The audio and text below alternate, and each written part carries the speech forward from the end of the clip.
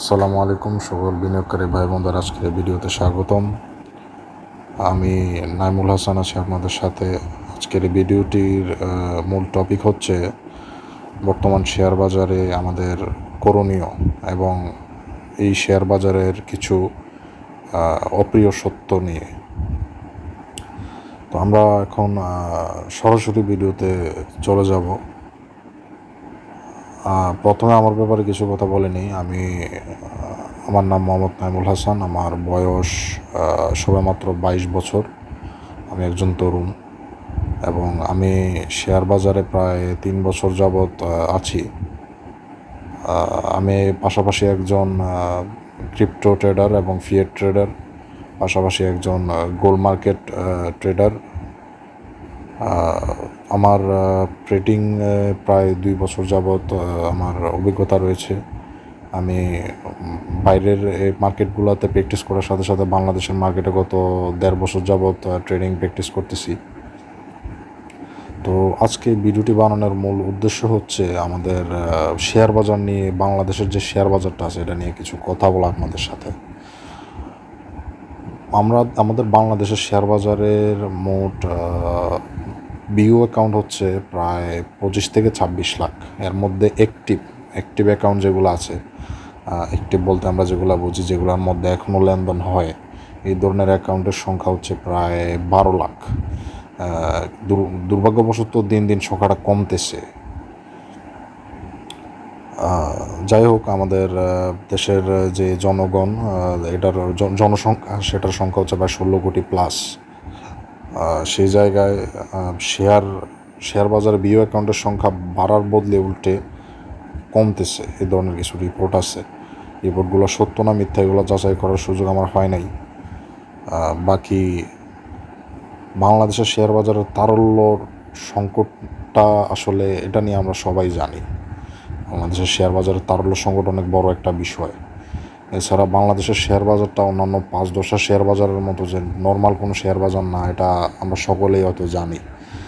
গ্রুপে মাঝে মাঝে দেখা যায় শেয়ার বাজার একটু ডাউনে গেলে, শেয়ার বাজার তো প্রায় সবসময় ডাউনেই থাকে বলতে গেলে, ডাউনে গেলে অনেক সময় দেখা যায়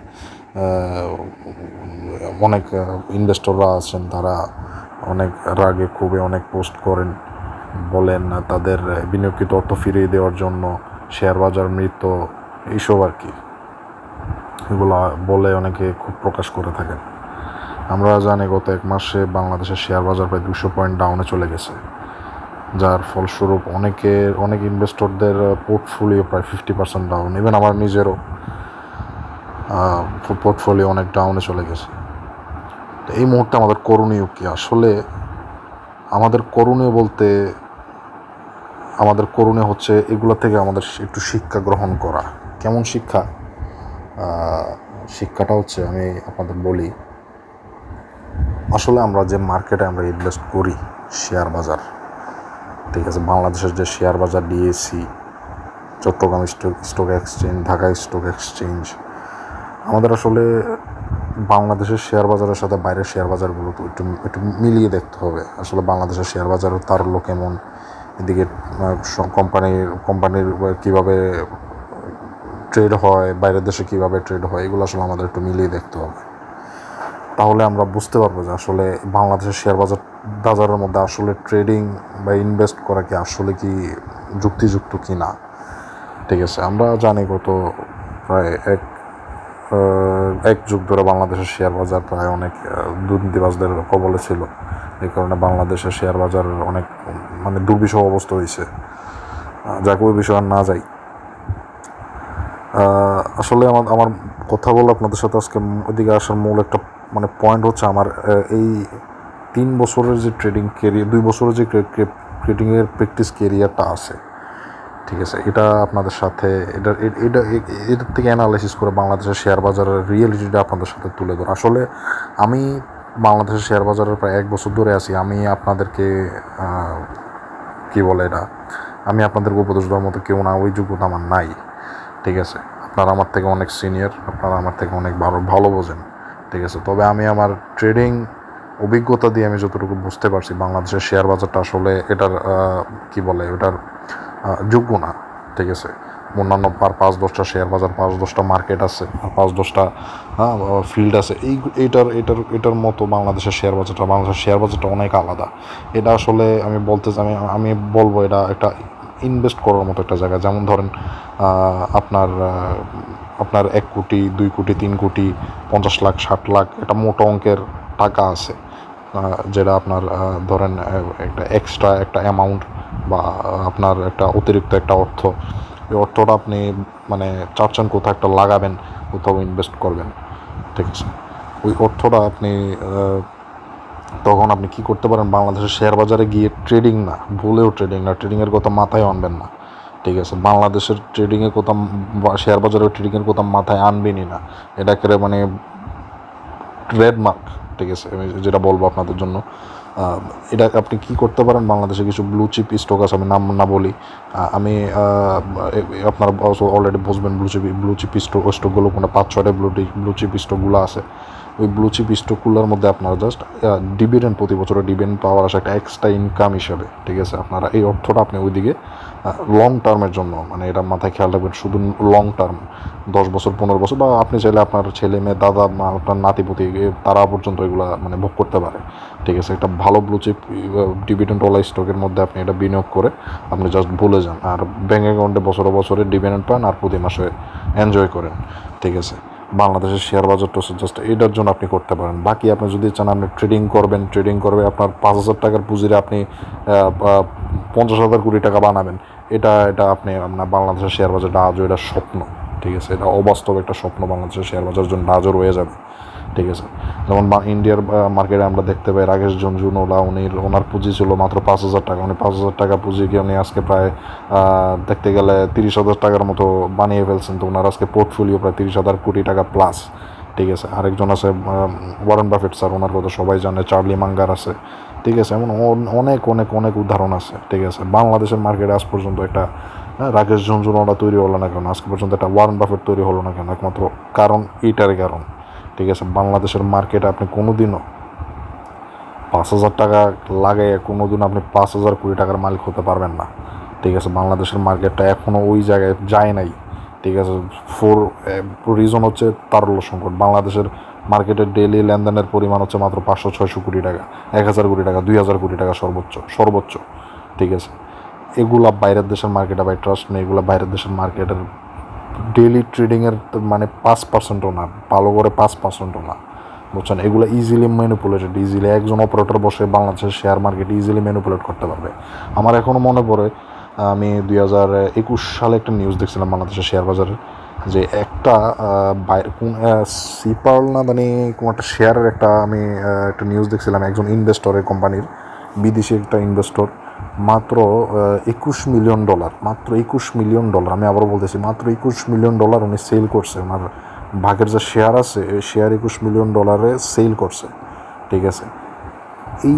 ওনার এক সেলের কারণে ফলস্বরূপ বাংলাদেশের শেয়ার বাজার 20-30% ডাউনে চলে গেছে, 20-30% ডাউনে চলে গেছে। মানে আপনি কেন ইমেজিন, মানে কতটুকু ফানি ব্যাপার এটা। বাংলাদেশের শেয়ার বাজার কই আছে আপনি মানে বুঝতে পারতেছেন, ঠিক আছে। সুতরাং আমি আপনাদের সকল ইনভেস্টরদের কাছে আমি এতটুকুই বলবো, আপনারা ট্রেডিং করে উল্টাপাল্টা ওই জনের কথায় এই মেসেজে ওই টিপে শেয়ার বাজারে টাকা না লাগাইয়া, আমাদের গ্রুপে অনেক চিটার বাটপারদের দেখা যায়, ঠিক আছে। যে এটাতে টাকা লাগান 2 গুণ হয়ে যাবে, ওইটাতে টাকা লাগান 2 গুণ হয়ে যাবে, ওইটাতে টাকা লাগান 3 গুণ হয়ে যাবে, এটাতে টাকা লাগান ভাগ্য পরিবর্তন হয়ে যাবে। আমি আপনাদের মেসেজে টিপ দিতেছি, এটা ফলো করেন, আপনার টাকা 2 গুণ হয়ে যাবে। এগুলা ভাই সম্পূর্ণ বাটপার, এটি গোষ্ঠী বাটপার ভাই, ঠিক আছে। এগুলোর কথা মাইনা না, এগুলোর দেখলে ব্লক মারেন, নাহলে রিপোর্ট মারেন, বা এডমিনদের ধরাই দেন যে এগুলার গ্রুপতে বার করেন, ঠিক আছে। এগুলার টোটালি বাদ দেন। বাংলাদেশের শেয়ার বাজার যতদিন না পর্যন্ত আপনার উপরে উঠতে পারবে, বাংলাদেশের শেয়ার বাজারে যতদিন না পর্যন্ত দেখবেন বিও অ্যাকাউন্ট সংখ্যা বাড়তেছে করে, যতদিন না পর্যন্ত তারল্য সংকট দূর হইতেছে, আপনি যতই মিটিং ডাকান, যতই গুরুত্বপূর্ণ জরুরি মিটিং ডাকাইয়া বসান ভাই, কোনো লাভ হবে না। আমার বিশ্বাস করেন, কোনো লাভ হবে না, ঠিক আছে। যতদিন না পর্যন্ত এই মেইন প্রধান সমস্যা, গোড়ার সমস্যাটা সমাধান হবে, ঠিক আছে। গতকাল 30 সেপ্টেম্বরে দেখলাম এই গত এক মাসে 200 পয়েন্ট বা শেয়ার বাজার ডাউন হয়েছে। তার জন্য শেয়ার বাজারের গুরুত্বপূর্ণ ব্যক্তিবর্গরা মিটিংয়ে বসছে, সবাই একসাথে বলছে, মিটিং শেষে সবাই মিলে একসাথে এই সময়টা ফেস করবে, সবাই মিলে একসাথে শেয়ার বাজারে ব্যাকআপ দিবে। তারপর আবার 1 বছর আগে নিউজ দেখছিলাম সকল ব্যাংক খাতগুলা একসাথে শেয়ার বাজারকে সাপোর্ট দিবে, তারল্য সংকট দূর করার জন্য তারা তাদের কিছু অংশ শেয়ার বাজারে ঢালবে। ঠিক আছে, ফলস্বরূপ কী হলো এখনো পর্যন্ত মানে কোনো কিছু হয়েছে? আপনি চোখ বন্ধ করে বিশ্বাস করেন বা না করেন, বাংলাদেশের শেয়ার বাজারে যত ইনভেস্টররা আছে প্রতিটা ইনভেস্টরদের 1% ইনভেস্টর বাদে 1% ইনভেস্টর বাদে প্রতিটা ইনভেস্টরের পোর্টফোলিও 50% থেকে 30% ডাউন। এটা আপনার বিশ্বাস করতেই হবে, 1% ইনভেস্টর বাদে। ঠিক আছে, যারা অপারেটর তারা বাদে 99% ইনভেস্টরদের পোর্টফোলিও ডাউন, একমাত্র এই বোকামির কারণে, টিপ ফলো করার কারণে। এবং বাংলাদেশের শেয়ার বাজার কী অবস্থানে আছে, তারা আসলে কি এখান থেকে টাকা কামাইতে পারবে কি না, আমি কোন জায়গায় টাকা ঢালতেছি এই জায়গাটা বুঝতেছি কি না, এই জায়গাটা না বুঝে টাকা ঢালার কারণে আজকে বাংলাদেশের শেয়ার বাজারের ইনভেস্টরদের 30 to 50% পোর্টফোলিও ডাউন। ইভেন আমার নিজেরও। ঠিক আছে, আমি জানতাম আমি বাংলাদেশের শেয়ার বাজারটা জাস্ট একটু বোঝার জন্য আমি আমার জাস্ট অন্যান্য বাইরের মার্কেটের ইনভেস্ট থেকে জাস্ট 10,000 আমার পোর্টফোলিও 10,000 টাকারও নিছে, সত্য কথা বলতে যেটা। আমি জাস্ট ট্রাই করার জন্য আমি আমার মানে একটা ট্রেড নিয়েছিলাম বাংলাদেশের শেয়ার বাজারে। ঠিক আছে, দুর্ভাগ্যবশত আমার ওই ট্রেডটা আমি মানে ভুল জায়গায় করছি এবং আমার ফলস্বরূপ আমার পোর্টফোলিও 50% ডাউনে চলে গেছে। ঠিক আছে, তারপর আমি এই টেস্টটা নেওয়ার পর আমি এখন বুঝতে পারছি আসলে আমার ওই প্রথম ধারণাটাই সঠিক ছিল বাংলাদেশের শেয়ার বাজার সম্পর্কে। এখন আর আমি শিওর হয়ে নিছি। ঠিক আছে, আমার চোখে কিছু ব্লু চিপ স্টক আছে, আমি এগুলাতে ইনশাল্লাহ সামনে অনেক মোটা অঙ্কের টাকা ইনভেস্ট করব। যদিও আমি ট্রেড করার জন্য না, আমি জাস্ট একজন ইনভেস্টর হিসেবে আমি এগুলোর মধ্যে ইনভেস্ট করব মোটা অঙ্কের টাকা। ইনভেস্ট করে আমি ইনশাল্লাহ এগুলোর থেকে প্রতি বছর ডিভিডেন্ড এনজয় করব। এবং এগুলো ইনশাল্লাহ আমি কোনোদিনও সেল করতে রাজি না। আমি এগুলো কোনোদিনও সেল করবো না, এগুলো ইনশাল্লাহ আমার পরবর্তী জেনারেশন এগুলো ভোগ করবে। আমার এখন নেক্সট প্ল্যান এটাই। ঠিক আছে, আর এটাই আমার মতে বাংলাদেশের শেয়ার বাজারে করা সবচেয়ে বেশি বুদ্ধিমানের কাজ হবে, ট্রেডিং বাদ দিয়ে। তো সুতরাং আপনাদের প্রতি আমার এই রিকোয়েস্ট থাকবে, আপনারা এই মেথড বা ফর্মুলাটা ফলো করেন এবং ট্রেডিং থেকে বিরত থাকেন, আর আপনার পুঁজিকে রক্ষা করেন। ঠিক আছে, বাকি আপনারা মেন্টর হিসাবে যদি কাউকে চান, আমি কোনো মেন্টর না। ঠিক আছে, আমি একজনকে ফলো করি, বাংলাদেশের একজন স্বনামধন্য একজন ইউটিউবার এবং একজন ব্যাংকার, ইনভেস্টিং উইথ কবির, এই চ্যানেলে আমি সবসময় এই চ্যানেলটিকে ফলো করি। আপনারাও চাইলে চ্যানেলটিকে ফলো করতে পারেন। কবির স্যার অনেক ভালো অ্যাডভাইস দেন সকলকে। আপনারা চাইলে এই চ্যানেলটি ফলো করতে পারেন। ইনশাল্লাহ আমি আশা করি অনেক উপকৃত হবেন আপনারা। তো এই আর কি ছিল আমার আজকে আলোচনার মূল কেন্দ্র বিষয়বস্তু। আশা করি আপনারা সবাই তা ফলো করবেন এবং আমার কোনো ভুল ত্রুটি হয়ে থাকলে আমার এগুলো ক্ষমা সুন্দর দৃষ্টিতে দেখবেন এবং ইনবক্সে তা ধরাই দিবেন। ঠিক আছে, এই বলে আমি আমার আজকে বক্তব্য শেষ করছি। আশা করি সবাই ভালো থাকবেন। আসসালামু আলাইকুম।